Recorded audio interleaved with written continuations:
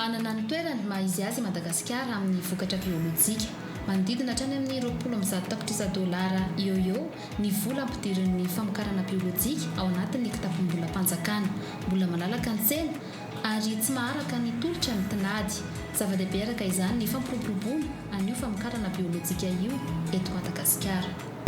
Ya, ny androany moa zany misy an'ity le atrikasy ity anaovana ny restitution any mahakasika ny stratégie nationale volavolana paikady ho an'ny firenena zany ny ampivelarany sy ampiroboroboana ny famokarana ara-biolojika teto Madagasikara. Mariako fa tamin'ity taona ity tsika dia navita lalàna ary voalohany zany teto Madagasikara mahakasika sy ifehezana an'izany famokarana ara-biolojika zany famokarana ara-biolojika izay ho an'ny fambolena ny fiompiana ny jono sy ny fiompiana trondro ihany koa zany ao anatin'izany sy ny hazandrano.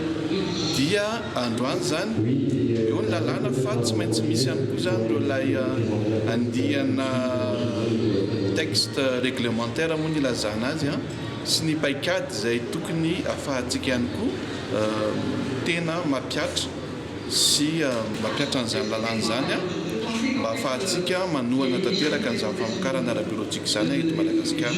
Izay ny anton'ity atrikasa izay ataontsika androany ity ny fampizarana ny hevitra sy jerena ny fanatsarana an'izany paikady-pirenena ampiroboroboana ny famokarana ara-biolojika zany. Amporisihana araka izany ireo mpandraharaha hisehatra ao anatin'ny famokarana biolojika ka hanandratra ny vokatra natoraly ahafahan'ny mpanjifa misitraka ny vokatra eto an-toerana, vokatra manaraka ny fenitra. Zava-dehibe amin'ny famokarana ara-biolojika ange dia zao hoe izy io zany dia mamerina antsika amin'ilay vokatra natoraly izay mikajy ny fahasalamana, mikajy ny tontolo iainana, tontolo-pamokarana dia izay rehetrarehetra izay zany mazava-dehibe azy. Ary Madagasikara mbola fantatsika fa isan'ny firenena izay mbola ataontsika hoe ao anatin'ilay ireo firenena vitsy izay manana ny biodiversité, izany hoe ny ireo lay tontolo iainana eto amintsika izay mbola mila arovana sy mila tena trandrahana araka ny tokony ho izy ara-drariny zany mba ahafahantsika manana an'izay ilay avantage comparatif na le hoe mampiavaka ny firenentsika amin'ny firenen-kafa.